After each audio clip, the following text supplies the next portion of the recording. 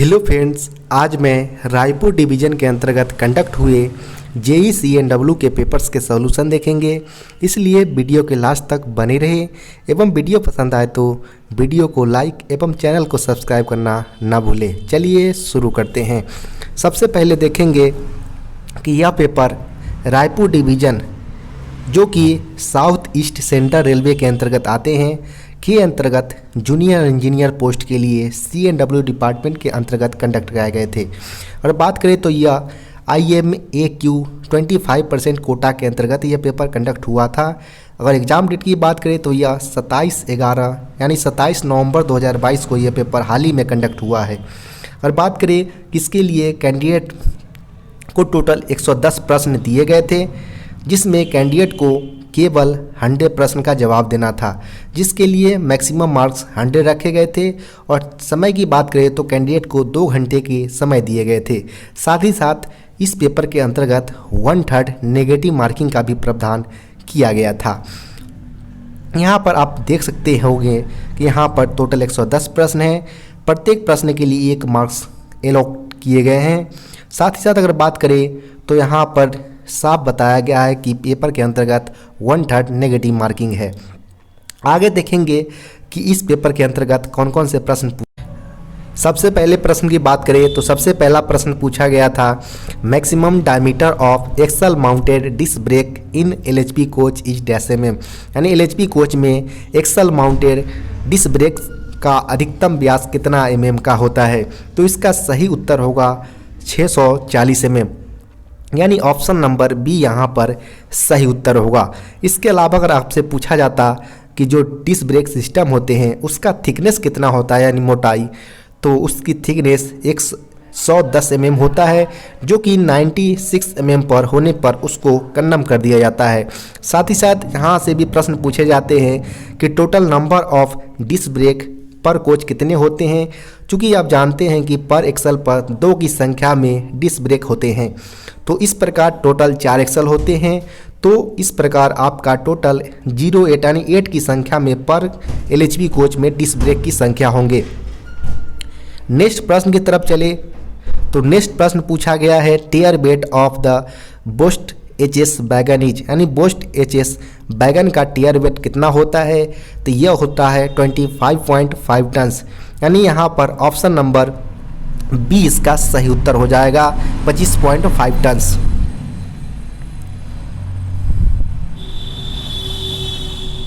Next प्रश्न है, inspection and maintenance of ATL shall be done as per guidance of RDSO documents number dash, यानी ATL का निरीक्षण एवं मरम्मत RDSO डॉक्यूमेंट नंबर डैश के गाइडलाइंस के आधार पर किया जाता है। यहाँ पर ATL का मतलब होता है ऑटोमेटिक ट्विस्ट लॉक, जो कि BLC वैगन्स में उपयोग किए जाते हैं कंटेनर को लॉक करने के लिए। जिसकी अगर मेंटेनेंस की बात करें तो RDSO G100 के अंतर्गत ATL का मेंटेनेंस किया जाता है, यानी ऑप्शन नंबर बी यहाँ पर सही उत्तर होगा। वहीं अगर इसके अलावा अगर बात करें तो G97 air brake for freight stock, यानी जो भी फ्रेट गुड्स के एयर ब्रेक सिस्टम से जो भी गाइडलाइंस होते हैं वो G97 के अंतर्गत आते हैं। G95 की बात करें तो मेंटेनेंस ऑफ कैसना बोगी, जो भी कैसना बोगी के मेंटेनेंस से रिलेटेड कोई भी आते हैं वो G95 के द्वारा किया जाता है। जबकि G81 की बात करें तो G81 जो हमारा गुड्स में लगे CTRV होते हैं बियरिंग, उसके मेंटेनेंस से रिलेटेड होते हैं। नेक्स्ट प्रश्न की बात करें तो नेक्स्ट प्रश्न पूछा गया है, maximum axle load of BOXN EL wagon, यानी बॉक्सन EL वैगन का अधिकतम एक्सल लोड कितना होता है। तो चूंकि यहाँ पर बात करें कि बॉक्सन EL मिस होता है, यहाँ पर इनहेस्ट लोडिंग कैपेसिटी वाले जो फीचर्स होते हैं बॉक्सन के, उसके एक्सल लोड मैक्सिमम पूछा गया, जो कि होता है 25 टन, यानी ऑप्शन नंबर सी यहाँ पर सही उत्तर होगा। जिसका प्रयोग किया जाता है उर्स और कोल को ट्रांसपोर्टेशन करने के लिए बॉक्सन EL वैगन्स का उपयोग किया जाता है, जो 22 NLC बोगी के द्वारा फिटेड होते हैं कैसनव के। और साथ ही साथ अगर बात करें तो इसकी POH पीरियडेशन 3 ईयर्स पर किया जाता है, जबकि ROH इसकी 12 मंथ पर किया जाता है। साथ ही साथ इसमें कैसनव 22 NLC बोगी का प्रयोग किया जाता है। नेक्स्ट प्रश्न की बात करें तो नेक्स्ट प्रश्न पूछा गया है thickness of brake pad in disc brake system is dash mm, यानी डिस्क ब्रेक सिस्टम में ब्रेक पैड की मोटाई कितनी होती है, तो ये होता है 35 mm, यानी ऑप्शन नंबर यहाँ पर सी हो जाएगा, यानी 35 mm इसका उत्तर होगा। साथ ही साथ अगर बात करें तो इसकी कंडमिंग लिमिट 7 mm पर जब इसका कंडमिंग हो जाती है तो हम इसको कंडम कर देते हैं।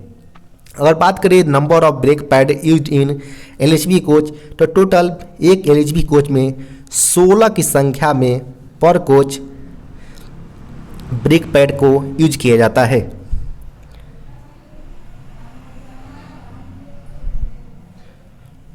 नेक्स्ट प्रश्न है under which schedules single car test rig is carried out, यानी सिंगल कार टेस्टिंग किस शेड्यूल के अंतर्गत किया जाता है, तो इसका सही उत्तर होगा IOH के दौरान, यानी ऑप्शन नंबर ए यहाँ पर सही उत्तर होगा। यानी यहाँ पर जो SCTR बोला जा रहा है, यानी सिंगल कार टेस्टिंग जो IOH के दौरान किया जाता है, इस दौरान लीकेज रेट 0.2 kg पर सेंटीमीटर स्क्वायर पर मिनट से ज़्यादा नहीं होनी चाहिए।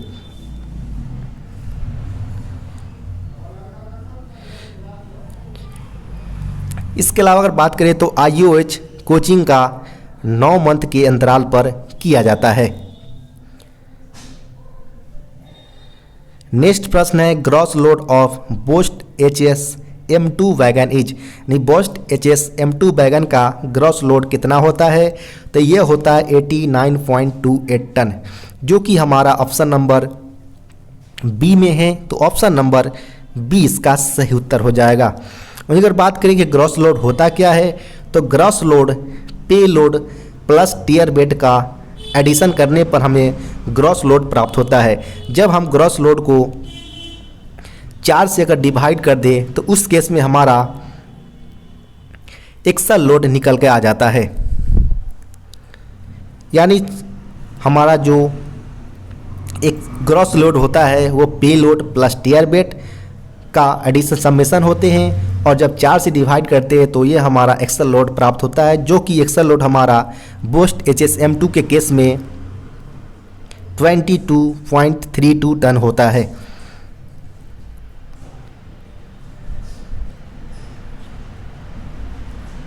नेक्स्ट प्रश्न की बात करें तो नेक्स्ट प्रश्न पूछा गया है what is the thickness of roof seat in ICF coach, यानी ICF कोच में रूफ सीट की थिकनेस कितनी होती है, यानी मोटाई कितनी होती है ICF कोच के छत की मोटाई, यहाँ पूछा गया है छत की कितनी मोटाई होती है, तो 1.6 mm होता है। यहाँ पर ऑप्शन नंबर डी यहाँ पर सही उत्तर हो जाएगा।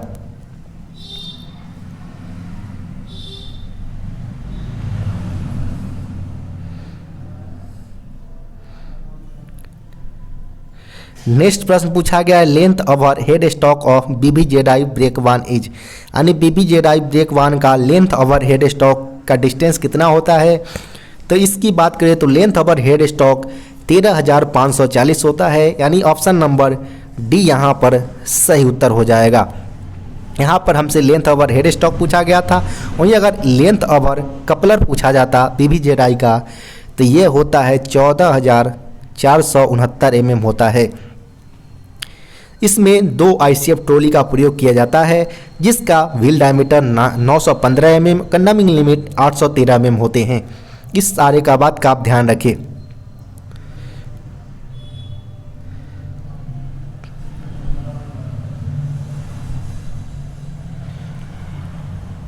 नेक्स्ट प्रश्न है which valve is used in dashboard guide, यानी डैशबोर्ड गाइड में किस वाइल का प्रयोग किया जाता है, तो इसका सही उत्तर होगा सर्वोलिन 68 सेल कॉर्निया वाइल, यानी यहाँ पर ऑप्शन नंबर बी इसका सही उत्तर हो जाएगा, जिसकी अगर मात्रा की अगर बात करें तो 1.6 लीटर का अमाउंट यूज किया जाता है, जो कि 40 mm अप्रॉक्स होते हैं।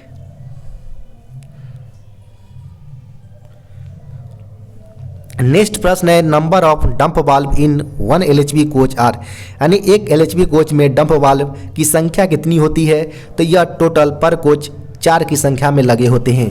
अगर बात करें डंप वाल्व, जिसे हम एंटी स्किड वाल्व के नाम से जानते हैं, जिसका काम होता है जो भी ब्रेक सिलेंडर से हमारा यानी जो एक्सल से हमारा स्पीड सेंसर जो होते हैं और माइक्रो प्रोसेसर को स्पीड कैलकुलेट करके भेजते हैं कि कौन सा एक्सल हमारा धीमे गति चल रही है, जाम चल रही है। इस प्रकार हमारा डंप वाल्व उसको डी ब्रेकिंग या ब्रेकिंग करने की प्रोसेस करते हैं।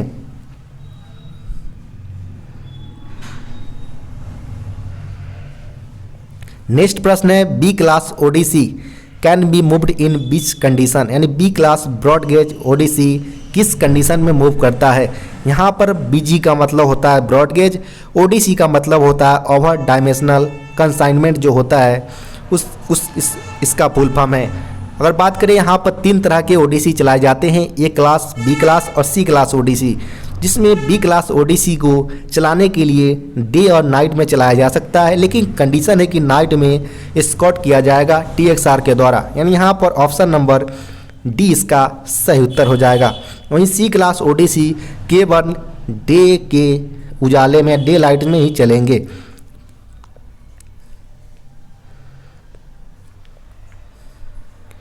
नेक्स्ट प्रश्न है type of coupler used in LHB coach is, यानी एलएचबी कोच में प्रयुक्त कपलर कौन सा होता है, तो यह होता है एच टाइप कपलर, यानी ऑप्शन नंबर ए इसका सही उत्तर होगा।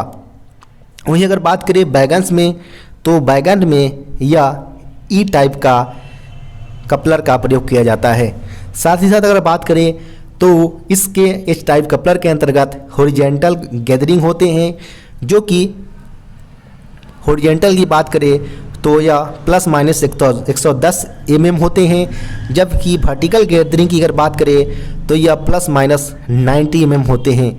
वहीं अगर बात करें वर्टिकल यानी हॉरिजॉन्टल स्विंग की, तो हॉरिजॉन्टल स्विंग कपलर की अगर बात करें तो यह होता है प्लस माइनस 17.85 डिग्री होता है, जबकि वर्टिकल स्विंग कपलर की अगर बात करें तो यह होता है 7 डिग्री का स्विंग किया करवाते हैं।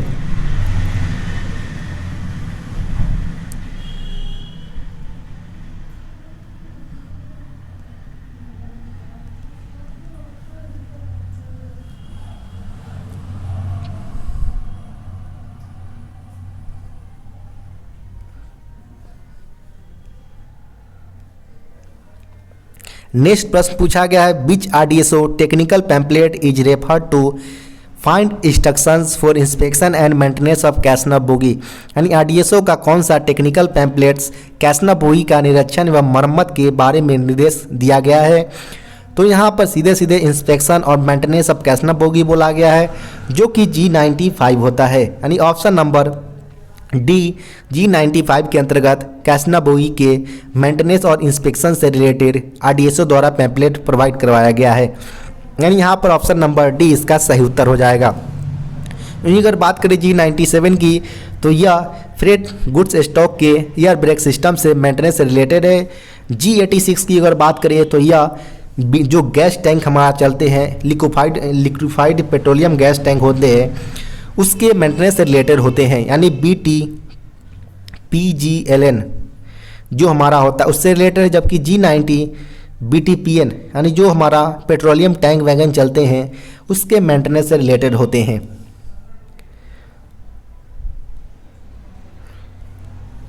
नेक्स्ट प्रश्न है cylinder piston stroke of LHB coach is dash mm, यानी एलएचबी कोच का सिलेंडर का पिस्टन स्ट्रोक कितने mm के होते हैं, तो इसका सही उत्तर होगा नन ऑफ दीज, यानी ऑप्शन नंबर डी इसका सही उत्तर हो जाएगा। अगर बात करें कि होता कितना है, तो यह इसका पिस्टन स्ट्रोक 21 mm यानी 21 mm का होता है एलएचबी कोच का पिस्टन स्ट्रोक। वहीं अगर बात करें कि ब्रेक पैड एवं ब्रेक डिस्क के बीच क्लियरेंस कितना होता है, तो इसके बीच क्लियरेंस 1.5 mm का होता है, जबकि ब्रेक सिलेंडर के अंतर्गत 3.0 kg का मैक्सिमम प्रेशर अलाइबल होते हैं एलएचबी कोच के ब्रेक सिलेंडर के अंतर्गत।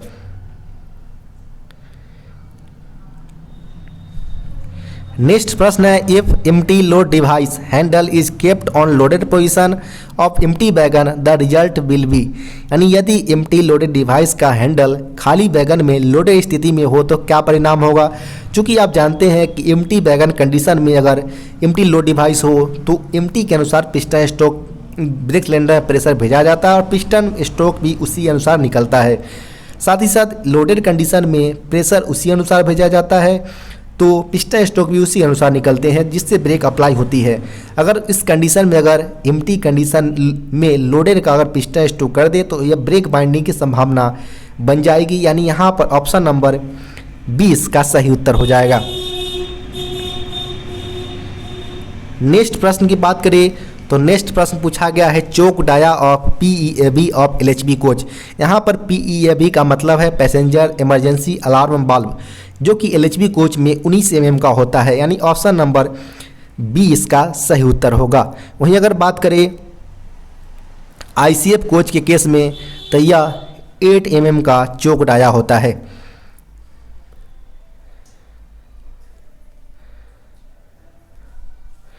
नेक्स्ट प्रश्न है, the rate of BP air leakage in single car testing should not be more than. यानी सिंगल कार टेस्टिंग में BP एयर लीकेज की मात्रा डैश से अधिक नहीं होनी चाहिए।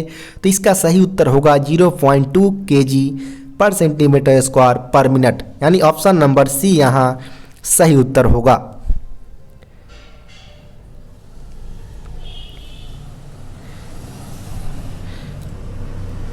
नेक्स्ट प्रश्न है, A dimension is measured from. यानी ए डायमेंशन कहाँ से मापते हैं तो इसका सही उत्तर होगा controller head to barrel face के बीच डिस्टेंस को मापा जाता है। यानी यहाँ पर ऑप्शन नंबर D इसका सही उत्तर होगा। वहीं बात करें कि यह डायमेंशन कितना होता है तो ए डायमेंशन की अगर बात करें तो ऑल कैसनव टाइप बोगी के लिए 70 + 2 - 0 mm होता है। और वहीं एक सिंगल बॉबारेन है जिसका ए डायमेंशन 27 + 2 - 0 mm होते हैं।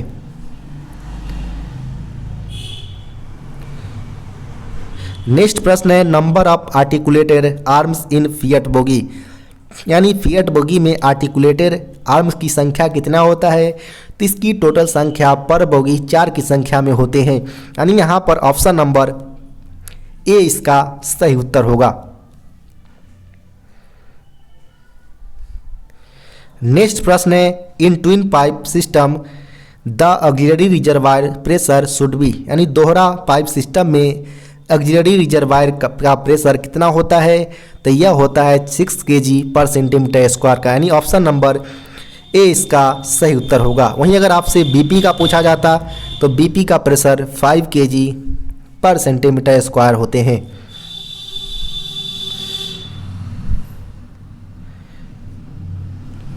नेक्स्ट प्रश्न है कि primary suspension used in fiat bogie is. यानी फिएट बोगी में इस्तेमाल होने वाले प्राइमरी सस्पेंशन डैश होते हैं तो यह होते हैं डबल नेस्ट कॉइल स्प्रिंग होते हैं। यानी यहाँ पर ऑप्शन नंबर A इसका सही उत्तर होगा।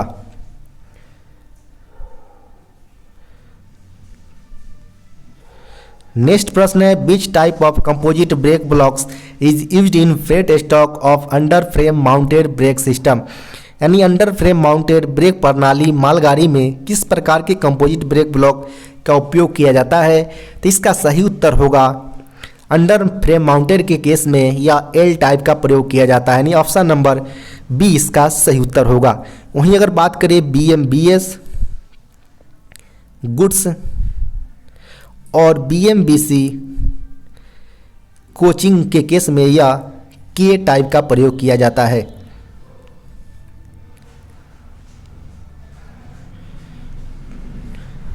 नेक्स्ट प्रश्न है, maximum wheel dia of BLC container wagon. यानी बोगी लो कंटेनर वैगन जो होते हैं उसके न्यूनतम मिनिमम व्हील डाया पूछा गया है तो वह होता है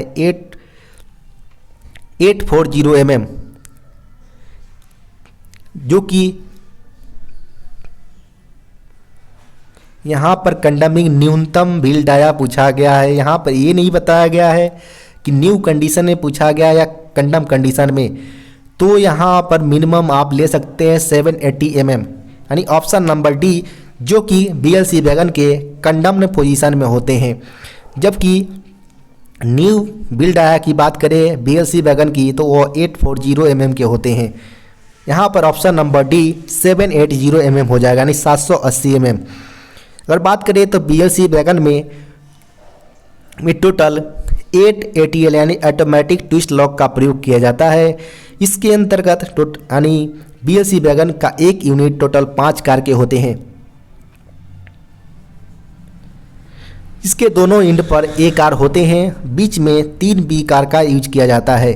अगर बात करें तो ए कार के लिए CBC का यूज किया जाता है, जबकि B कार्स को कनेक्ट करने के लिए स्लैक लेस ड्रॉ बार का यूज किया जाता है, जिसकी हाइट रेल लेवल से 845 mm, जबकि A कार के लिए CBC की हाइट 1105 mm मैक्सिमम होते हैं। यहाँ पर ऑप्शन नंबर डी 780 mm इसका सही उत्तर होगा। नेक्स्ट प्रश्न है A dimension of BOBRN wagons is. BOBRN wagon की केस में ए डायमेंशन यहाँ पर 27 + 2 - 0 mm, ऑप्शन नंबर बी इसका सही उत्तर होगा। नेक्स्ट प्रश्न है lateral and longitudinal guidance of fiat bogie is made by, यानी फिएट बोगी का पार्श्व और देशांतरीय मार्गदर्शन किसके द्वारा बनाया जाता है, तो इसका सही उत्तर होगा आर्टिकुलेटेड कंट्रोल आर्म के द्वारा, यानी ऑप्शन नंबर बी यहाँ पर सही उत्तर होगा। नेक्स्ट प्रश्न है what is the POH periodicity of box and EL wagon, यानी EL का मतलब इनहेंस्ड लोडिंग कैपेसिटी वाले वैगन्स की POH पूछा गया है, जो कि 3 ईयर्स के अंतराल पर होता है, यानी ऑप्शन नंबर बी यहाँ सही उत्तर होगा।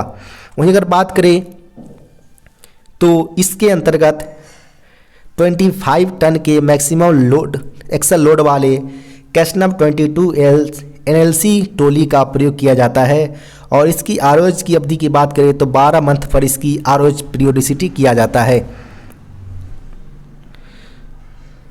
नेक्स्ट प्रश्न है capacity of auxiliary reservoir used in air spring system is dash litre, यानी एयर स्प्रिंग में प्रयुक्त ऑक्सिलरी रिजर्वायर क्षमता का डैश लीटर के होते हैं, तो इसकी सही उत्तर 40 लीटर के होंगे, यानी ऑप्शन नंबर डी इसका सही उत्तर होगा।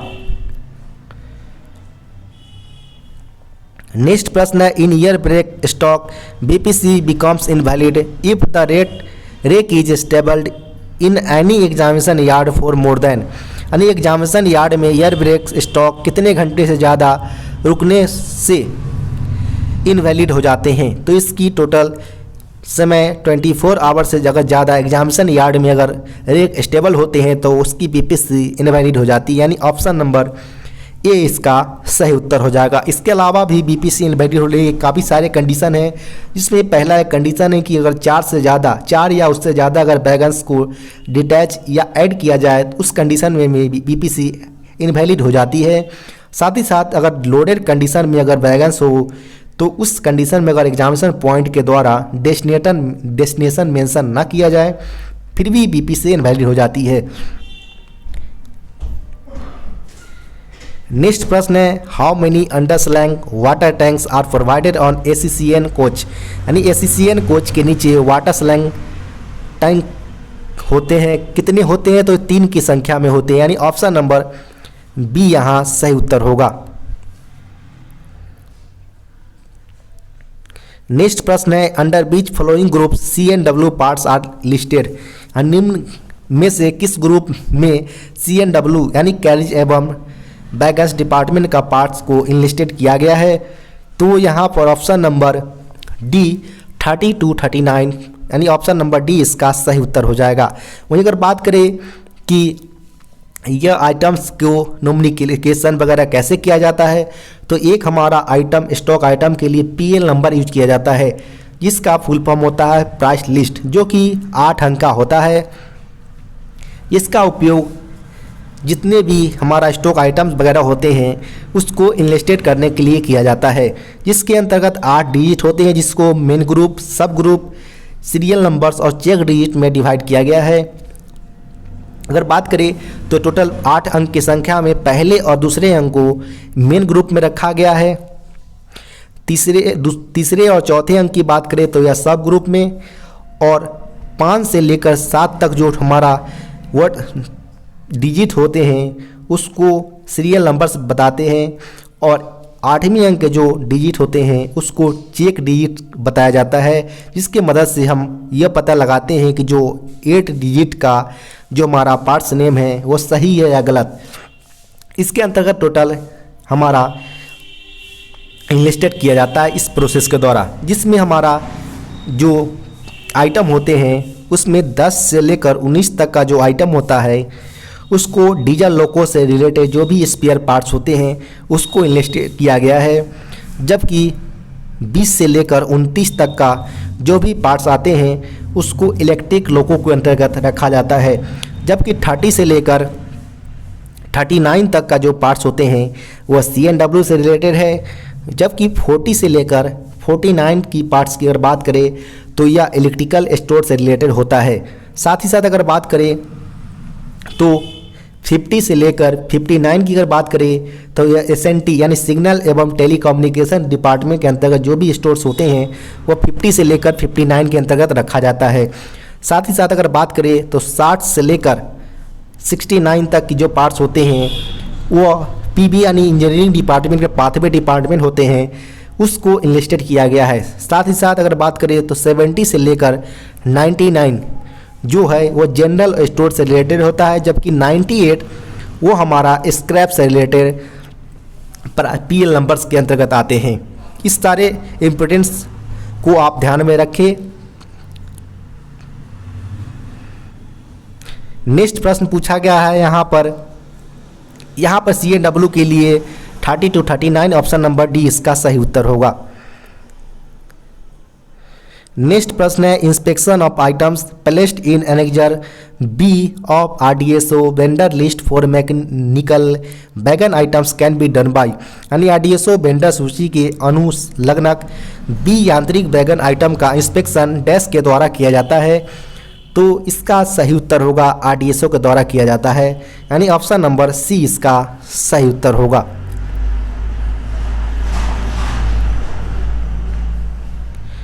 नेक्स्ट प्रश्न है कि date stocks should be verified after, यानी डेट स्टॉक कितने समय के में सत्यापन किया जाता है, तो 1 ईयर्स पर किया जाता है, यानी ऑप्शन नंबर सी इसका सही उत्तर होगा।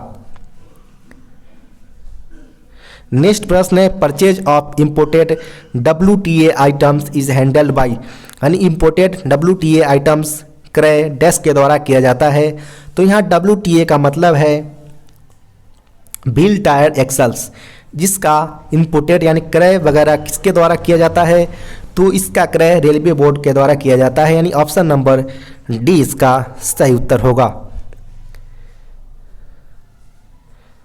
नेक्स्ट प्रश्न है rate of variation in cross level पर मीटर इज कॉल्ड, यानी प्रति मीटर क्रॉस लेवल में भिन्नता की दर को किससे जाना जाता है, तो इसका सही उत्तर होगा ट्विस्ट के नाम से जाना जाता है, यानी ऑप्शन नंबर ए इसका सही उत्तर होगा। नेक्स्ट प्रश्न है how much grease to be applied in E type CTRB, यानी ई टाइप CTRB में कितना ग्रीस का प्रयोग किया जाता है। चूँकि बात करें तो ई टाइप CTRB का प्रयोग हमारा फ्रेट स्टॉक में किया जाता है, और इसकी अगर मात्रा की अगर बात करें तो इसकी मात्रा 400 प्लस माइनस 30 ग्राम होता है, यानी 370 से लेकर 430 ग्राम के बीच इसका क्वांटिटी होता है, यानी ऑप्शन नंबर यहाँ पर 20 का सही उत्तर होगा 400 ग्राम। नेक्स्ट प्रश्न है the axle load of BRNHL wagon is, यानी BRNHL वैगन का एक्सल लोड कितना होता है, तो इसका सही उत्तर होगा 22.9 टन, जो कि ऑप्शन नंबर ए में है, तो ऑप्शन नंबर ए इसका सही उत्तर होगा।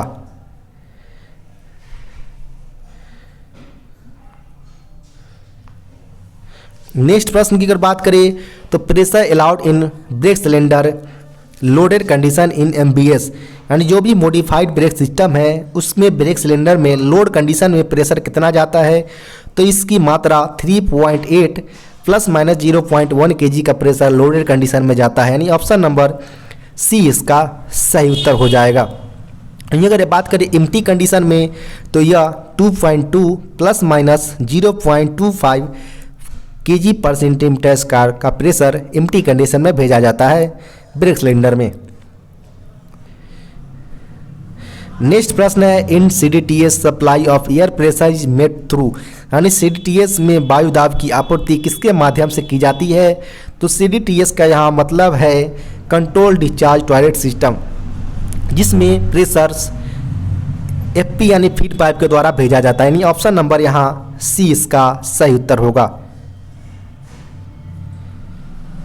नेक्स्ट प्रश्न की बात करें तो side panel thickness of box and R wagons is dash mm, यानी बॉक्स एंड आर बैगन्स के साइड पैनल की मोटाई कितनी होती है, तो इसकी मोटाई की अगर बात करें तो 3.15 mm के होते हैं, यानी ऑप्शन नंबर ए इसका सही उत्तर होगा।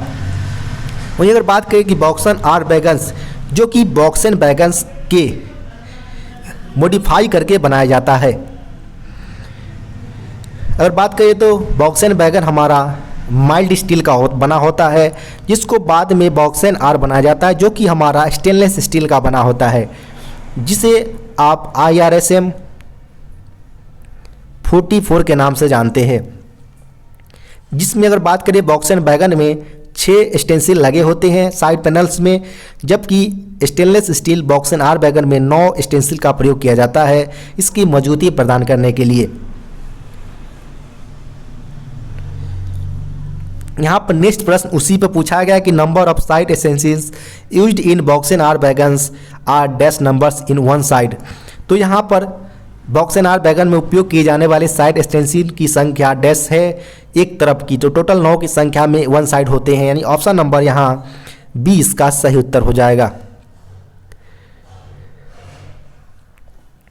नेक्स्ट प्रश्न है, CBC knuckle is divided into dash zones, यानी CBC नक्कल को कितने जोन में बांटा गया है, तो इसको 4 जोन में बांटा गया है, जो कि A, B और C और D 4 जोन में बांटा गया है। अगर बात करें कि इसमें कुछ जो B जोन्स कहाँ पर आते हैं, तो पोजीशन ऑफ CBC नक्कल ब्रोकन फ्रॉम नक्कल पिवट पिन होल, जो भी हमारे आंतरिक वाली पार्ट होते हैं नक्कल की, यहाँ पर पिवट पिन लगाया जाता है, वहाँ से अगर वह टूटता है तो वो हमारा बी जोन के अंतर्गत आता है। वहीं अगर बात करें कि पोजीशन ऑफ CBC नक्कल नोज ब्रोकन आफ्टर बियर, यानी जो हमारा नक्कल नोज का होता है वो अगर घिसने से अगर टूटता है तो वो हमारा डी जोन के अंतर्गत आते हैं।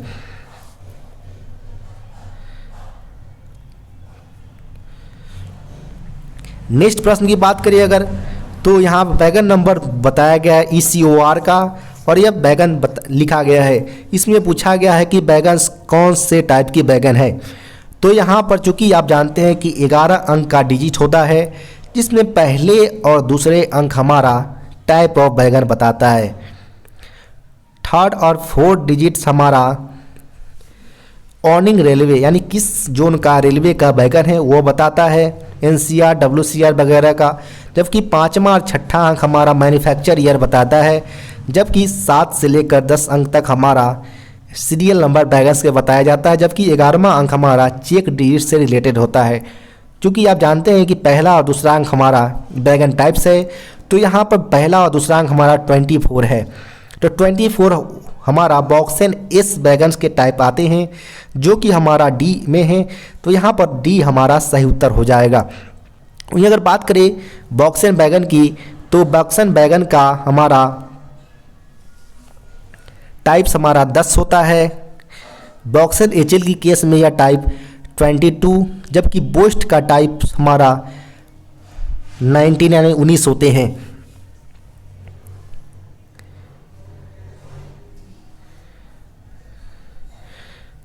नेक्स्ट प्रश्न पूछा गया इन बैगन नंबर ER7 जो भी बैगन इंडिकेट किए गए हैं उसमें जो हमारा 5वां अंक है लास्ट का वह क्या दर्शाता है। चूँकि यह लास्ट अंक है जिसकी मदद से हम वैगन की सही होने या गलत होने का फॉर्मेशन का पता लगाते हैं तो ये हमारा चेक डिजिट होता है, यानी ऑप्शन नंबर सी इसका सही उत्तर होगा।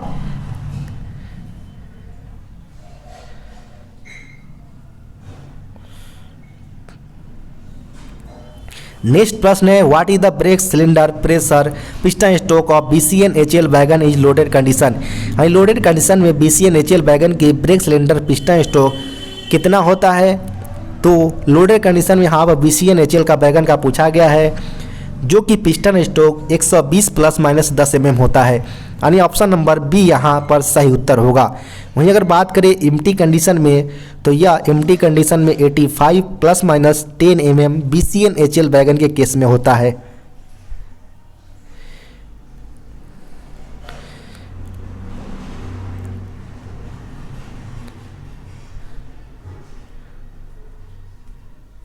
नेक्स्ट प्रश्न है, साइज ऑफ एंटी रोटेशन लग is dash mm in box and wagon. यानी बॉक्स एंड वैगन में एंटी रोटेशन लग का आकार कितना होता है। तो ये होता है 210 × 16 × 16 mm, यानी यहाँ पर ऑप्शन नंबर ए इसका सही उत्तर होगा। नेक्स्ट प्रश्न है, what is the frequency of schedules A for coaching stock. यानी कोचिंग स्टॉक का शेड्यूल ए की अवधि क्या होती है।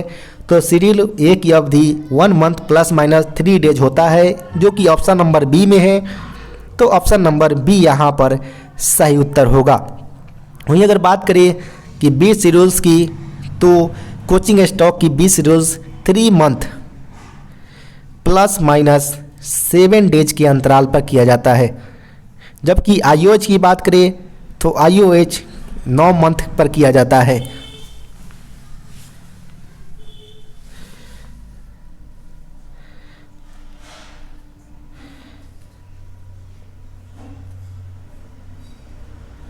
नेक्स्ट प्रश्न पूछा गया है, which of the following stock does not have the ROH frequency of 24 months.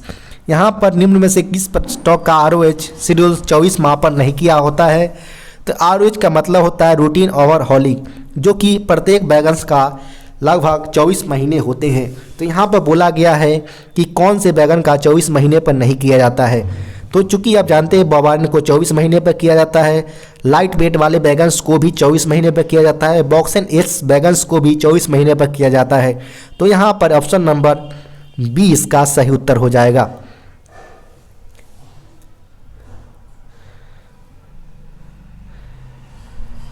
Next प्रश्न है, what defects in detecting DP test. यानी DP टेस्ट के दौरान किस खराबी का पता लगाया जाता है। तो DP टेस्ट का मतलब होता है ड्राई पेंट्रेट टेस्ट होते हैं, जिससे बाहरी क्रैक्स यानी एक्सटर्नल क्रैक्स का पता लगाया जाता है। यानी ऑप्शन नंबर बी इसका सही उत्तर होगा। नेक्स्ट प्रश्न है, nominal lateral clearance between side frame and bolster in casnub 22 HS bogie is dash mm। यानी कैसनव 22 HS बोगी में साइड फ्रेम और ब्लस्टर के बीच nominal lateral clearance dash mm होते हैं। तो इसका सही उत्तर 25 ± 3 mm हो जाएगा, यानी ऑप्शन नंबर ए इसका सही उत्तर है। नेक्स्ट प्रश्न है, capacity of RF31 draft gear is dash kg metre. RF 361 draft gear की क्षमता डैश kg मीटर है। चूँकि RF 361 सबसे हाई कैपेसिटी वाली ड्राफ्ट गियर है, जिसकी अगर बात करें तो इसकी कैपेसिटी 5725 kg मीटर होता है, यानी ऑप्शन नंबर बी यहाँ पर सही उत्तर होगा। वहीं एक इसके अलावा एक MK50 का प्रयोग किया जाता है ड्राफ्ट गियर का, जिसकी अगर कैपेसिटी की बात करें तो यह होता है 5385 यानी 5385 kg मीटर इसका कैपेसिटी होता है। नेक्स्ट प्रश्न है, riding index of ICF coach. यानी ICF कोच का राइडिंग इंडेक्स कितना होता है। तो ये होता है 3.5, यानी ऑप्शन नंबर ए इसका सही उत्तर है। नेक्स्ट प्रश्न है, the originating brake power for air brake goods premium brake shall be minimum dash. यानी originating brake power air brake premium मालवाही रेक का न्यूनतम डैश होना चाहिए। चूँकि यहाँ प्रीमियम के केस में पूछा गया है मिनिमम ब्रेक पावर परसेंटेज जो कि 95% होता है, यानी ऑप्शन नंबर यहाँ पर सी इसका उत्तर होगा। वहीं अगर बात करें तो प्रीमियम ब्रेक की बीपीसी की वैधता 12 + 3 दिन का होता है। 75 मैन पर आवर्स की एग्जामिनेशन की रिक्वायरमेंट होती है। साथ ही साथ इसकी बीपीसी ग्रीन यानी हरे कलर की बीपीसी पेज पर इशू किए जाते हैं। नेक्स्ट प्रश्न है कि POH of LHB coach is done at the interval of.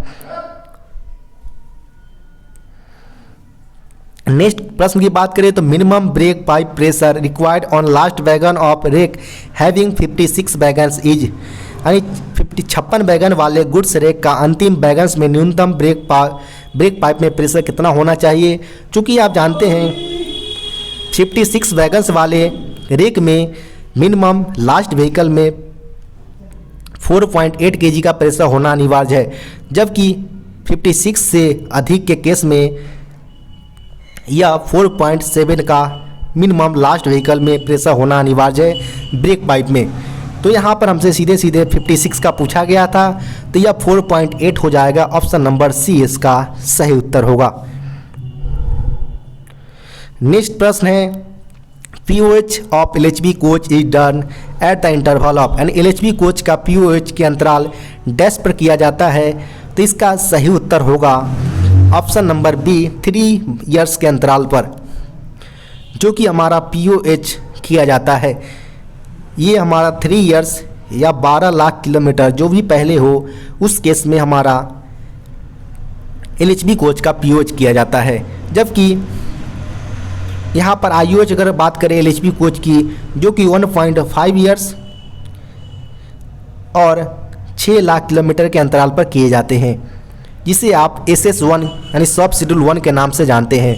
जबकि SS3 6 इयर्स और 24 लाख किलोमीटर जो भी पहले हो उस कंडीशन में किया जाता है।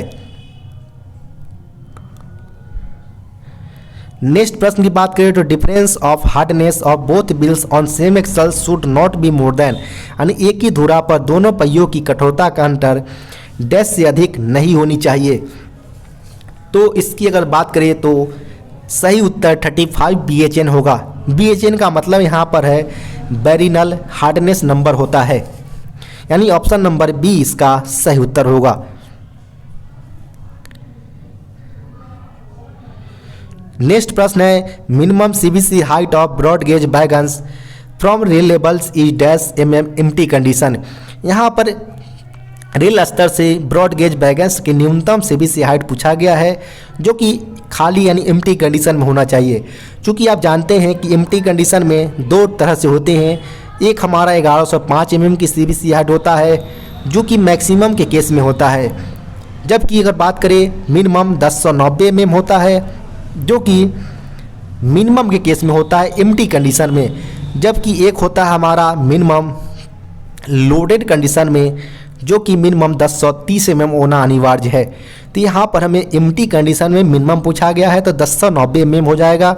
तो यहाँ पर ऑप्शन नंबर की बात करें तो यहाँ पर ऑप्शन नंबर ए इसका सही उत्तर होगा।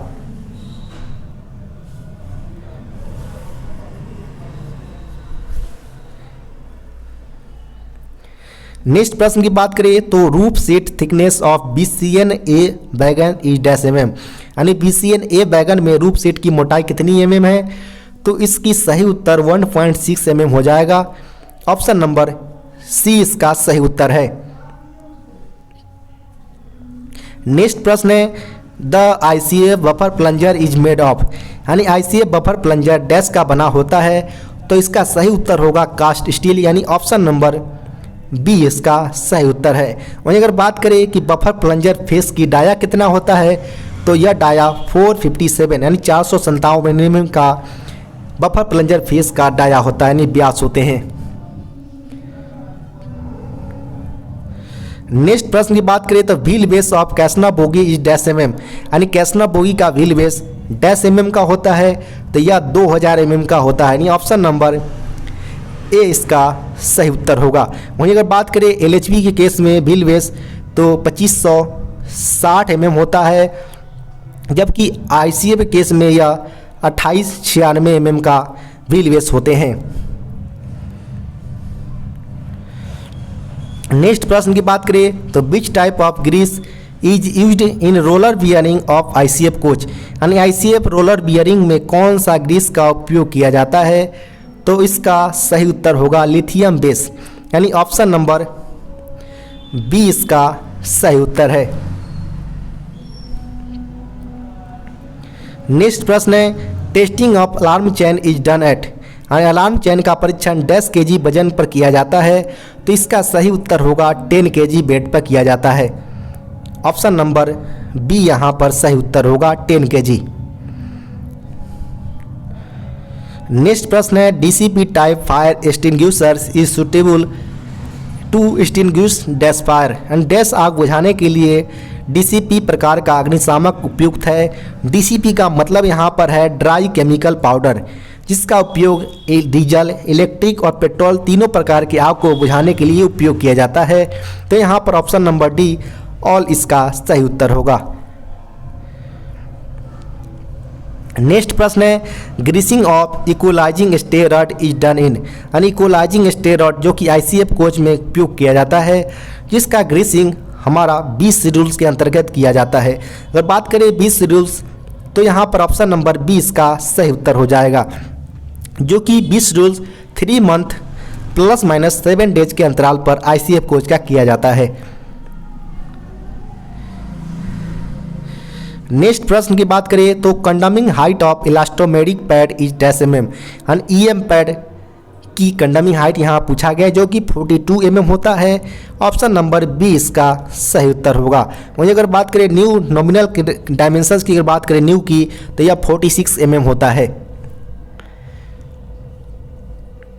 नेक्स्ट प्रश्न है in BOXN HL wagon APM sensor arm movement from initial position to bogie side frame top in empty condition is, यानी बॉक्सन HL वैगन में खाली स्थिति में APM यानी ऑटोमेटिक प्रेशर मॉनिटर डिवाइस जो होते हैं मॉडिफिकेशन डिवाइस सेंसर के आर्म का मूवमेंट इनिशियल पोजीशन से बोगी साइड फ्रेम के टॉप तक कितना mm का होता है, तो इसकी बात करें तो यह 96 ±1 mm का होता है, जो कि एम्प्टी कंडीशन के लिए होता है, यानी ऑप्शन नंबर यहाँ बी इसका सही उत्तर हो जाएगा।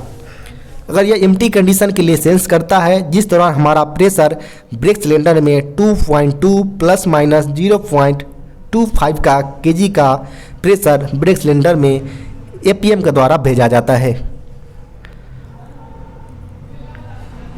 नेक्स्ट प्रश्न है dash mm packing is used in casnub bogie to adjust CBC height, यानी डैश mm पैकिंग का उपयोग कैस्टनप बोगी में CBC ऊंचाई को समायोजित करने के लिए किया जाता है। तो इसका सही उत्तर 37 mm, ऑप्शन नंबर ए इसका सही उत्तर होगा। नेक्स्ट प्रश्न है इन empty condition box and piston stroke is dash mm, यानी बॉक्स एंड पिस्टन स्ट्रोक की खाली स्थिति में कितना mm का होता है, तो इसका सही उत्तर होगा 85 ± 10 mm, यानी ऑप्शन नंबर बी इसका सही उत्तर हो जाएगा। अगर बात करें लोडेड कंडीशन में तो लोडेड कंडीशन में यह 130 ± 10 mm होता है। नेक्स्ट प्रश्न है track gauge distance on a straight track is dash mm, यानी एक सीधे ट्रैक पर ट्रैक गेज की दूरी कितने mm का होते हैं, तो यह होता है 1676 ± 6 mm, यानी ऑप्शन नंबर ए इसका सही उत्तर हो जाएगा।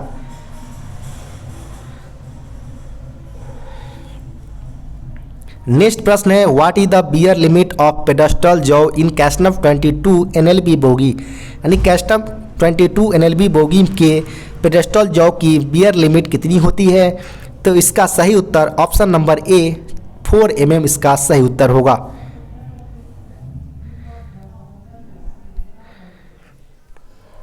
नेक्स्ट प्रश्न है centre pivot of casnub bogie is made of, यानी कैस्टनप बोगी का सेंटर पिवेट किसका बना होता है, तो इसका सही उत्तर होगा कास्ट स्टील का, यानी ऑप्शन नंबर बी यहाँ पर सही उत्तर होगा।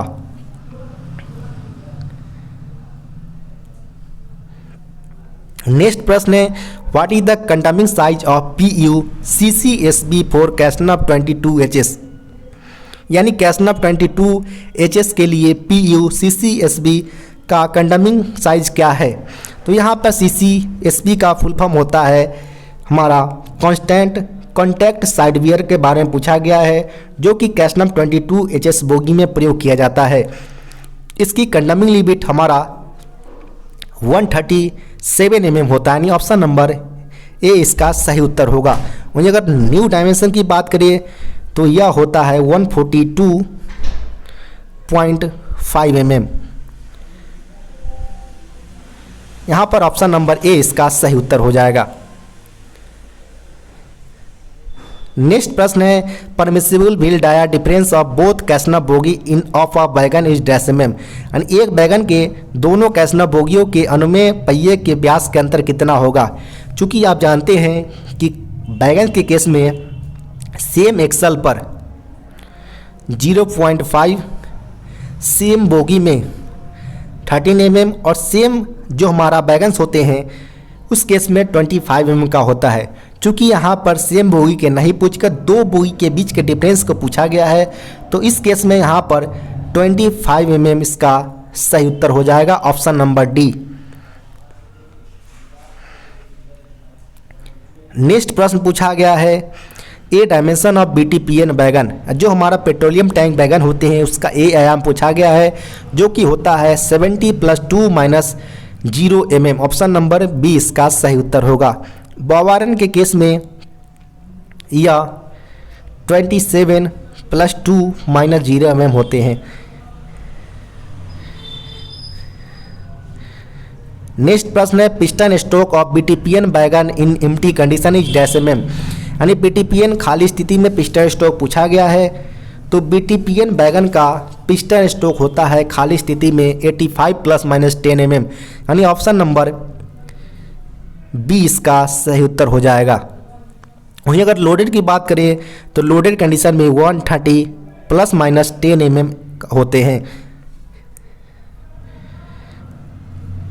नेक्स्ट प्रश्न है friction coefficient of K type composite brake block is dash. यानी के प्रकार के कंपोजिट ब्रेक ब्लॉक का घर्षण गुणांक डैश होता है, तो यह होता है 0.25। ऑप्शन नंबर डी इसका सही उत्तर होगा।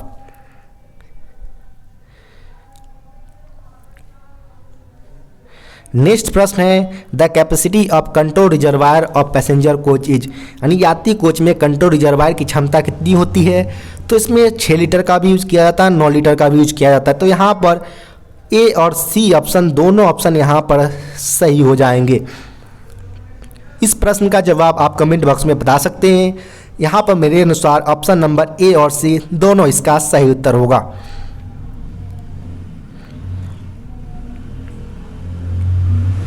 नेक्स्ट प्रश्न है automatic twist lock is used in BLC wagon is dash numbers. यानी BLC वैगन्स में उपयोग किए जाने वाले स्वचालित ट्विस्ट लॉक की संख्या कितना होता है।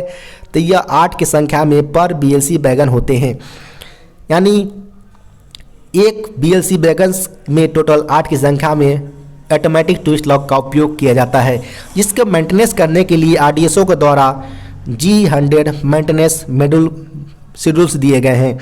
साथ ही साथ अगर बात करें तो ATL का उपयोग जो कंटेनर होते हैं उसको लॉक करने के लिए किया जाता है, जिसको लॉक करने के लिए 600 kg की वेट की रिक्वायरमेंट होती है, जबकि अनलॉक करने के लिए 1000 kg के वेट की रिक्वायरमेंट होती है। नेक्स्ट प्रश्न की बात करें तो failure of locomotive is the dash class of an accident. Locomotive की विफलता किस वर्ग की दुर्घटना के अंतर्गत आता है। तो चूंकि आप जानते हैं कि टोटल रेलवे में 16 प्रकार के एक्सीडेंट टाइप के उपयोग किया जाता है, जिसमें ए से लेकर आर तक का टाइप्स क्लासिफाइड किया गया है रेलवे के द्वारा, जिसमें वर्तमान में आई और ओ को एलिमिनेट करके ए से आर तक डिवाइडेड है, जो 16 टाइप्स के होते हैं। इसमें फेलियर ऑफ लोकोमोटिव की अगर बात करें तो फेलियर ऑफ लोकोमोटिव हमारा जे टाइप क्लास के अंतर्गत आता है, यानी ऑप्शन नंबर ए इसका सही उत्तर हो जाएगा।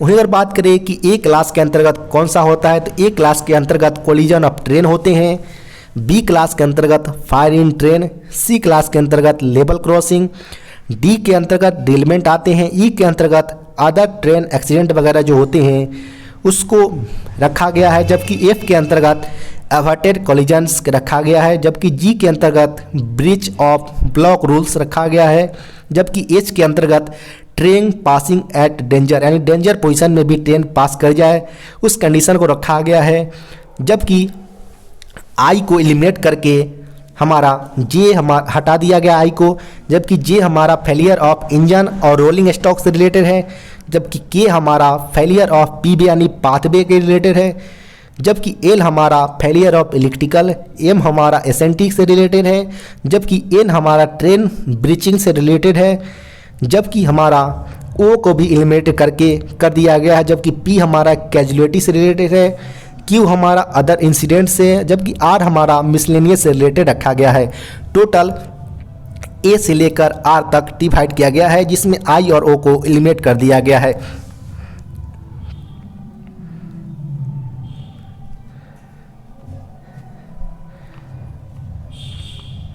नेक्स्ट प्रश्न की बात करें तो as per student manual are classified 16 category from A to R excluding, तो यहाँ पर आई और ओ को समाप्त कर दिया गया है। ऑप्शन नंबर बी इसका सही उत्तर होगा, यानी दुर्घटना मैनुअल के अनुसार दुर्घटनाओं को छोड़कर ए से आर तक श्रेणियों में वर्गीकृत किया गया है, यानी ए और आर को हटा दिया गया है वर्तमान में आई और ओ को।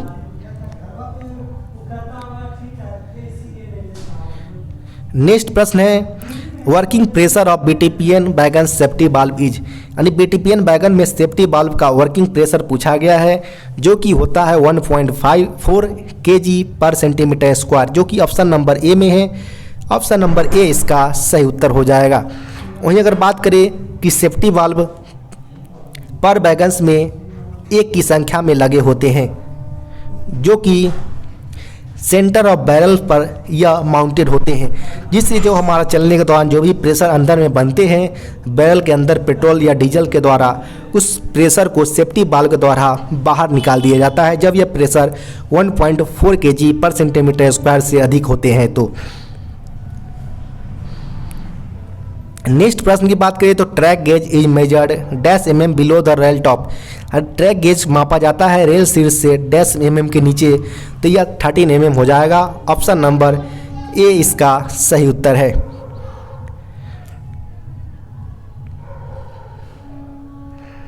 नेक्स्ट प्रश्न है floor sheet material used in BOXN R wagons is, यानी बॉक्सन आर वैगन में फ्लोर सीट में डैश मटेरियल का उपयोग किया जाता है, तो यह हो जाएगा जब भी हमारा बॉक्सन वैगन जो है वो हमारा माइल्ड स्टील का बना होता है, जिसमें अगर जब भी खराबी वगैरह होती है या मॉडिफाई होने के लिए जाते हैं तो उसको बॉक्सन आर बनाया जाता है, रेट्रोफाइड करके बनाए जाते हैं, जिसमें स्टेनलेस स्टील का प्रयोग किया जाता है, जिसको आप IRSM 44 के नाम से जानते हैं। तो यहाँ पर हमारा ऑप्शन नंबर सी इसका सही उत्तर हो जाएगा, IRSM 44, जिसमें साइड पैनल में वन साइड 9 स्टेंसिस का प्रयोग किया जाता है मजबूती के लिए।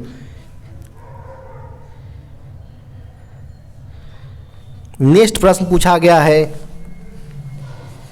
What is the maximum period of leave on average pay at a time that railway servant may be granted, यानी एक रेल कर्मचारी को एक बार में अधिकतम औसत वेतन अवकाश कितने दिनों का स्वीकृत किया जा सकता है, तो मैक्सिमम 180 डेज का मैक्सिमम वन टाइम में LAP ग्रांटेड किए जा सकते हैं, यानी ऑप्शन नंबर यहाँ ए इसका सही उत्तर होगा।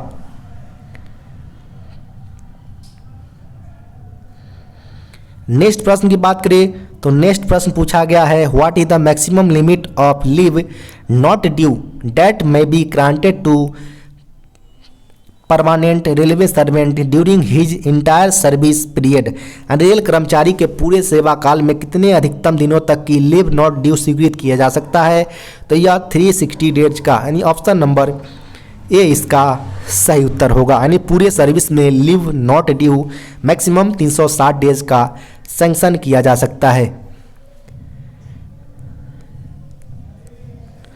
नेक्स्ट प्रश्न है reduction to a lower stage in a time scale of pay for a period not exceeding 3 years without cumulative effect and not adversely affecting his pension is, यानी अधिकतम अवधि 3 वर्ष तक टाइम स्केल वेतनमान की कटौती निचले स्तर पर गैर संचयी प्रभाव के तहत जिसमें सेवा पेंशन पर कोई प्रतिकूल प्रभाव न डालता हो, तो वो कौन से पेनाल्टी के अंतर्गत आता है।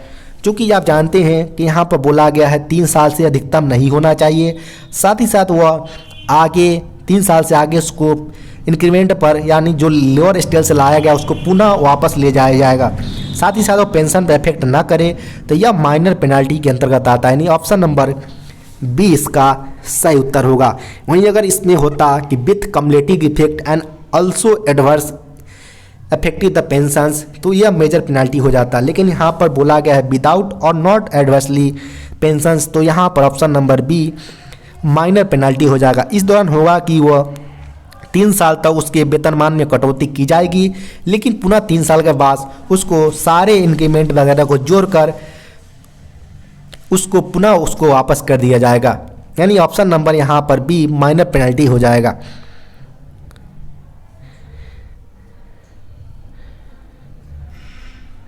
नेक्स्ट प्रश्न की बात करें तो which number of standard form is used for insurance of major penalty chargesheet on disciplinary proceedings, यानी अनुशासन एवं अपील नियम प्रक्रिया में मेजर पेनाल्टी में किस प्रकार के मानक स्तर का फॉर्म जारी किया जाता है। यहाँ पर मेजर पेनाल्टी बोला गया है तो ए से 5 हो जाएगा, जो नहीं ऑप्शन नंबर सी इसका सही उत्तर होगा। इससे 11 हमारा माइनर पेनाल्टी है यानी छोटी शास्ति, जबकि SF7 हमारा अपॉइंटमेंट ऑफ इंक्वायरी ऑफिसर होते हैं, उसका अपॉइंटमेंट करने के लिए SF7 का उपयोग किया जाता है।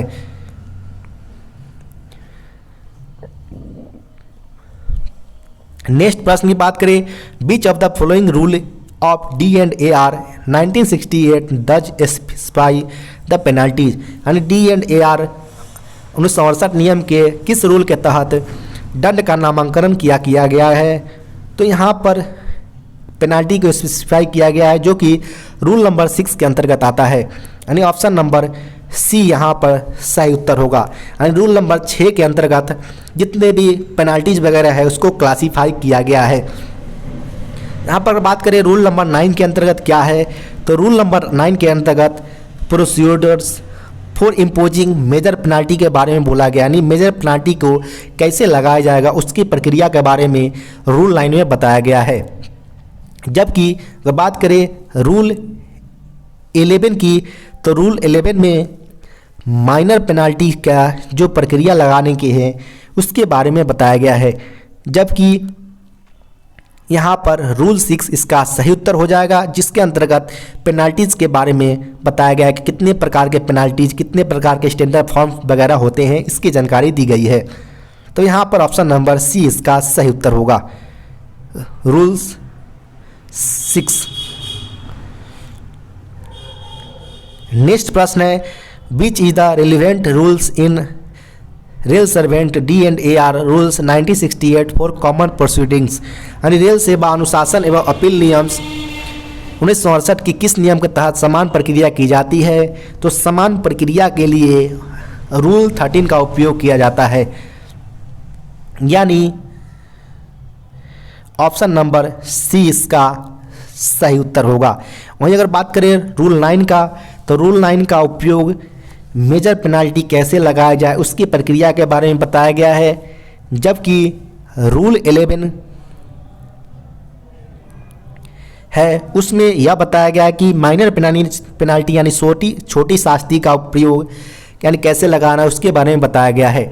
जबकि रूल 20 के अंतर्गत कितने समय पीरियड में यानी period of limitations for appeal यानी कितने पीरियड लिमिटेशन के अंतर्गत अपील कर सकते हैं उसके बारे में जानकारी दी गई है। तो यहाँ पर ऑप्शन नंबर सी 13 हो जाएगा, जिसके अंतर्गत बताया गया है कॉमन प्रोसीडिंग्स के बारे में।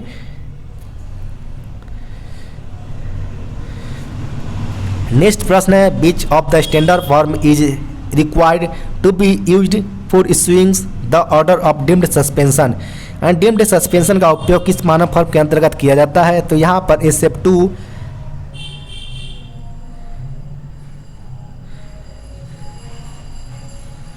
SF2 यहाँ पर सही उत्तर हो जाएगा। ऑप्शन नंबर सी इसका सही उत्तर होगा। वहीं अगर बात करें SF1 की, तो SF1 में ऑर्डर ऑफ सस्पेंशन दिया जाता है, जबकि SF3 में ग्रांट ऑफ सब्सिडेंस अलाउंस यानी निर्वाह भत्ता की स्वीकृति की जाती है, जबकि SF4 में रिवोकेशन ऑफ सस्पेंशन है, निलंबन से बहाली किया जाता है। लेकिन यहाँ पर डिम्ड सस्पेंशन बोला गया तो SF2 हो जाएगा, जो 48 आवर्स से अधिक अरेस्ट पीरियड में रहने पर डिम्ड सस्पेंशन दिया जाता है। यहाँ पर ऑप्शन नंबर सी इसका सही उत्तर होगा।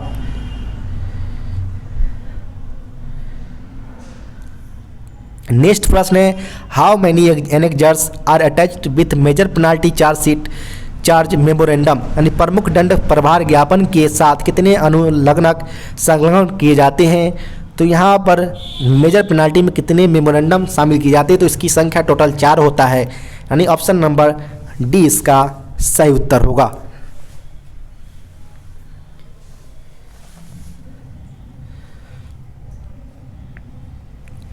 नेक्स्ट प्रश्न की बात करें तो group C staff having completed 20 years and more service are entitled to get post retirement pass at rate of and group C के कर्मचारी जिन्होंने 20 वर्ष और अधिक सेवा पूरी कर ली है, वे सेवानिवृत्ति के बाद कितने पास के हकदार होंगे। जब मानार्थ पास होते हैं यानी पोस्ट रिटायरमेंट कम्प्लीमेंट्री पास होते हैं यानी PRCP, वह यहाँ पर ग्रुप सी और ग्रुप डी दोनों कर्मचारी अगर 20 वर्ष या इससे अधिक की सेवा कर ली हो तो उस केस में per year 2 set pass issue किए जाते हैं, ग्रुप सी और ग्रुप डी एम्प्लॉय के केस में, यानी ऑप्शन नंबर यहाँ बी सही उत्तर होगा। वहीं ग्रुप ए और बी गजेटेड के केस में यह 3 सेट पास पर ईयर किया जाता है।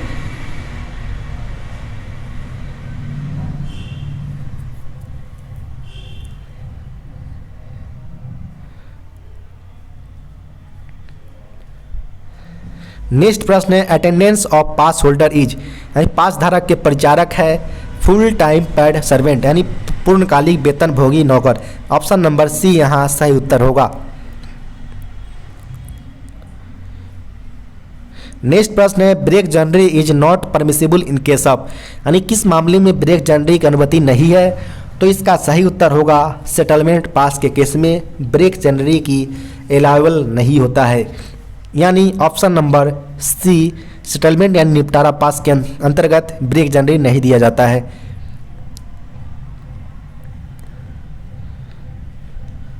नेक्स्ट प्रश्न है, हाउ मेनी ब्रेक जनरी are admissible in privilege pass privilege pass में कितने ब्रेक जनरी स्वीकार है। तो एनी नंबर इन रूट में अगर पड़ रहा हो, जिस रूट में अगर originating point two destination point के अंतर्गत अगर, तो उस अंतर्गत कितने भी इन रूट में आप ब्रेक जनरी डाल सकते हैं, यानी यहाँ पर ऑप्शन नंबर सी कोई भी नंबर्स इन रूट के अंतर्गत, यहाँ पर ऑप्शन नंबर सी इसका सही उत्तर हो जाएगा। नेक्स्ट प्रश्न है, एक्स पार्टी इंक्वायरी में बी हेल्ड वेन यानी एक्स पार्टी इंक्वायरी कब किया जाता है, जब CEO डज नॉट अपीयर जब CEO उपस्थित नहीं होता, यानी ऑप्शन नंबर ए इसका सही उत्तर होगा। नेक्स्ट प्रश्न है, a female railway employee can be granted CCL यानी child care leave with full pay up to dash days यानी एक महिला रेल कर्मचारी को CCL डैश दिनों तक पूरे वेतन के साथ स्वीकृत किया जाता है। चूँकि आप जानते हैं कि मैक्सिमम CCL 730 डेज का होता है, जो कि 2 ईयर्स लगभग होते हैं। इसमें जो पहला 3365 डेज होते हैं उसके अंतर्गत कर्मचारी को 100% वेतन का भुगतान किया जाता है, जबकि अगले 365 में 80% बेसिक का वेतन का भुगतान किया जाता है। तो यहाँ पर सीधे सीधे पूछा गया है कब तक पूरे वेतन यानी फुल पे ग्रांट किया जाता है। तो यहाँ पर केवल 365 हो जाएगा, जिसके अंतर्गत कैंडिडेट को पूरे यानी 100% बेसिक का वेतन का भुगतान किया जाता है। तो यहाँ पर ऑप्शन नंबर बी 365 इसका सही उत्तर हो जाएगा। वहीं अगर बात करें कि जो हमारा 730 डेज का भुगतान किया जाता है मैक्सिमम CCL लीव, इसमें कर्मचारी को 2 बच्चे तक मैक्सिमम अलाउबल होते हैं, जो कि 18 साल तक ना हो जब तक। In case of invalid children no age limit होती है, यानी विकलांग स्थिति में चिल्ड्रेन की कोई एज लिमिट प्रोवाइड नहीं करवाया जाता है, जबकि अगर बात करें तो इसकी लिमिटेशन लेने की 3 स्पेल्स पर ईयर्स मैक्सिमम ले सकते हैं, जबकि एक स्पेल्स में मिनिमम 5 डेज लेना अनिवार्य होता है CCL के केस में। नेक्स्ट प्रश्न है, when a railway employee placed under suspension but only a minor penalty is imposed the treatment of the suspension period is as.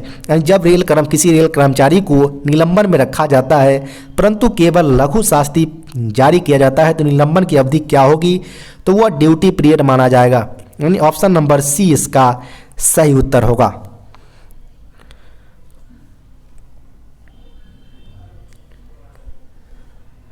Next प्रश्न है, a railway servant shall be deemed to have been placed under suspension it has been put in police custody for a period. यानी एक rail कर्मचारी को deemed suspension में रखा जाता है अगर वह पुलिस संरक्षा में रहता है कितने टाइम पीरियड के लिए, तो वह अगर एक्सीडिंग 48 आवर्स यानी 48 घंटे से अधिक रहता है तो उसको डीम्ड सस्पेंशन के अंतर्गत रखा जाएगा। यानी ऑप्शन नंबर बी इसका सही उत्तर होगा। नेक्स्ट प्रश्न है कि penalty of compulsory retirement removal dismissal from service should be imposed only by. यानी सेवा से अनिवार्य रूप से सेवानिवृत्त, निष्कासन या अथवा बर्खास्त का दंड लागू निम्न में से कौन कर सकता है, तो यह कर सकता है जो अपॉइंटमेंट अथॉरिटी होंगी यानी नियुक्ति प्राधिकारी, वही उसको सर्विस से सेवानिवृत्त, निष्कासन अथवा बर्खास्त कर सकते हैं। यानी ऑप्शन नंबर सी इसका सही उत्तर होगा। नेक्स्ट 10 प्रश्न पूछा गया है ऑफिशियल लैंग्वेज यानी राजभाषा से। इसमें पहला प्रश्न पूछा गया है, language of the union is mentioned in which chapter of the constitutions. यानी संघ की भाषा का उल्लेख संविधान के किस अध्याय में किया गया है, तो यह चैप्टर 1 यानी अध्याय 1 में किया गया है। यानी ऑप्शन नंबर ए इसका सही उत्तर होगा। नेक्स्ट प्रश्न पूछा गया है, official language of the union is mentioned in which article of the constitutions of India. यानी संघ की राजभाषा के बारे में भारत के संविधान के किस अनुच्छेद में उल्लेख किया गया है, तो यहाँ पर बात किया गया संघ की राजभाषा के बारे में। तो संघ की राजभाषा के बारे में आर्टिकल 353 यानी 343 के अंतर्गत वर्णित किया गया है। यानी ऑप्शन नंबर डी यहाँ पर सही उत्तर होगा। नेक्स्ट प्रश्न है, in which article the constitutions India is mentioned about the language of communication between one state and another state and between a state and the union.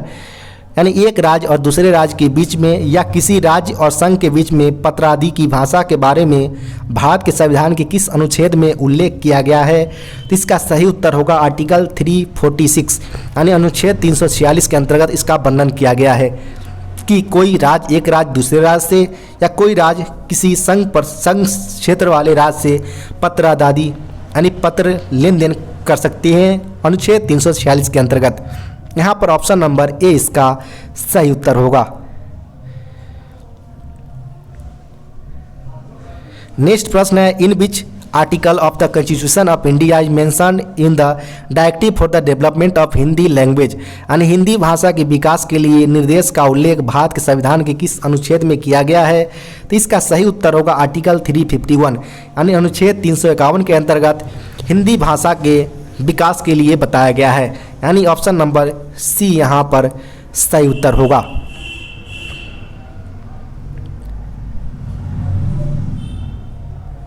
Next प्रश्न है, which sub committee of parliamentary official language committee inspect railway offices. यानी संसदीय राजभाषा समिति के कौन सी उप समिति रेल कार्यालयों का निरीक्षण करती है, तो इसका सही उत्तर होगा सेकेंड सब कमेटी यानी ऑप्शन नंबर ए इसका सही उत्तर होगा। यानी सेकेंड सब कमेटी रेलवे कार्यालयों का निरीक्षण करती है।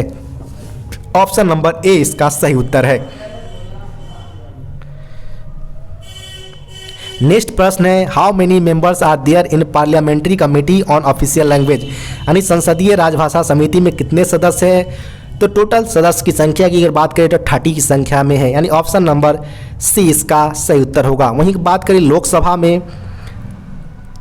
तो लोकसभा में इसकी संख्या 20, जबकि राज्यसभा में इसकी संख्या 10 की संख्या में होते हैं। कुल मिलाकर टोटल 30 की संख्या में होते हैं, यानी ऑप्शन नंबर सी इसका सही उत्तर होगा।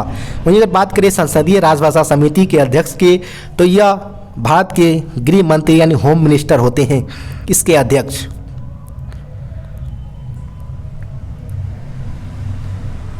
नेक्स्ट प्रश्न पूछा गया है, in which schedules of the constitutions are the language mentioned. संविधान की किस अनुसूची में भाषाओं का उल्लेख किया गया है? तो इसका सही उत्तर ऑप्शन नंबर बी 8वीं अनुसूची में वर्णन किया गया है भाषाओं से रिलेटेड। इसमें टोटल बताया गया है कि वर्तमान में भारत में भाषाओं की संख्या 22 भाषाओं वर्तमान में उपलब्ध है। नेक्स्ट प्रश्न है, when was the official language act made, यानी राजभाषा अधिनियम कब बनाया गया था? तो यह 10 मई 1963 को बनाया गया था, यानी ऑप्शन नंबर सी इसका सही उत्तर होगा, जिसका अमेंडमेंट यानी संशोधन 1967 में किया गया था।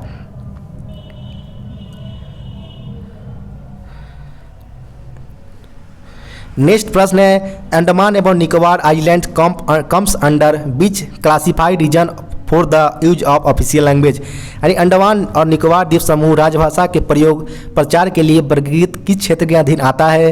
तो अंडमान निकोबार हमारा ए रीजन के अंतर्गत आते हैं, यानी ऑप्शन नंबर ए इसका सही उत्तर होगा। टोटल क्लासीफाई 3 रीजन के अंतर्गत क्लासीफाई किए गए हैं, जिसमें ए, बी और सी है, जिसमें अंडमान निकोबार ए रीजन के अंतर्गत आते हैं।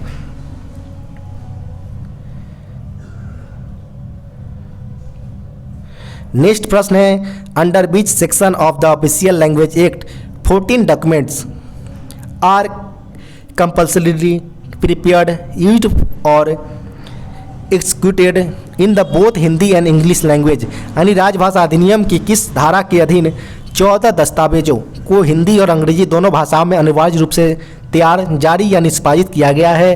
तो यह सेक्शन 33 के अंतर्गत है, जिसमें यह बताया गया है कि टोटल 14 डॉक्यूमेंट है और इसको जो भी डॉक्यूमेंट इसके अंतर्गत जारी किया जाएगा वो हिंदी और अंग्रेजी दोनों भाषाओं में जारी किया जाएगा, यानी ऑप्शन नंबर यहाँ पर सी सेक्शन 33 धारा 33 इसका सही उत्तर होगा। आपको वीडियो कैसा लगा कमेंट बॉक्स में बता सकते हैं। साथ ही साथ वीडियो को लाइक करना और चैनल को सब्सक्राइब करना ना भूलें। अगर आपके पास भी कोई ऐसा पेपर हो तो दिए गए व्हाट्सएप पर आप भेज सकते हैं। धन्यवाद।